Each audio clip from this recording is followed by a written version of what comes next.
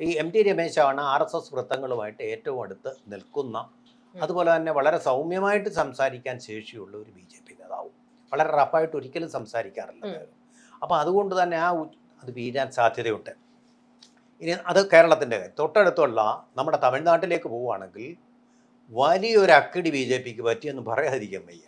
അവർ ഈ അണ്ണാമലൈ എന്ന് പറയുന്ന അതിശക്തനായിട്ടുള്ള ദേശീയ നേതൃത്വത്തിന് വരെ വലിയൊരു നിധിയാകാവുമായിരുന്ന ആളിനെ വെച്ചുകൊണ്ടാണ് പയറ്റ് നടത്തിയതല്ല. അദ്ദേഹം അന്നേ പറഞ്ഞിരുന്നു AIADMK ആയിട്ട് ഒരു സഖ്യവും പാടില്ല, അഴിമതി പാർട്ടിയാണെന്ന്.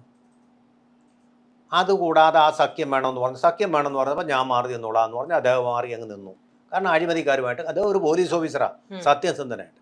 കരുണാനിധി കുടുംബത്തിൻ്റെ മുഴുവൻ അഴിമതികളും പുറത്തു കൊണ്ടുവന്ന് തമിഴ്നാട്ടിലെ ജനങ്ങളെ പഠിപ്പിച്ചു. അതും പ്രധാനപ്പെട്ട ഒരു കാര്യമാണ് DMKയുടെ തോൽവിയിൽ, DMKയുടെ നേതാവായിട്ടുള്ള സ്റ്റാലിൻ്റെ തന്നെ തോൽവിയിൽ.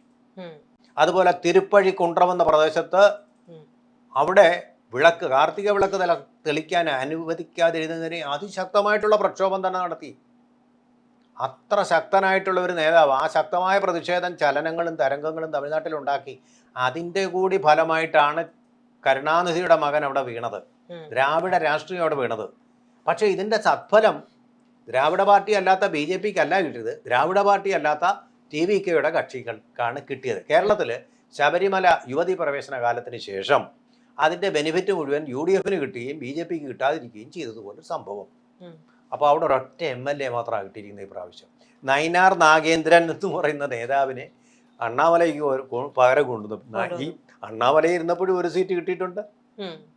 അപ്പോൾ വലിയ ലക്ഷ്യങ്ങൾക്ക് വേണ്ടി അദ്ദേഹത്തെ മാറ്റി നിർത്തിയപ്പോഴും അത്രയും കിട്ടിയുള്ളൂ. അതുകൊണ്ട് ഈ അണ്ണാമലൈ മിക്കവാറും ഒന്നുകിൽ തമിഴ്നാട്ടിൽ വീണ്ടും നേതൃത്വത്തിൽ വരും, അല്ലെങ്കിൽ അദ്ദേഹം കേന്ദ്ര മന്ത്രിസഭയിൽ വളരെ ഭദ്രമായിട്ടുള്ള വളരെ അധികാരങ്ങളുള്ള ഒരു മന്ത്രിപദത്തിലിരിക്കും.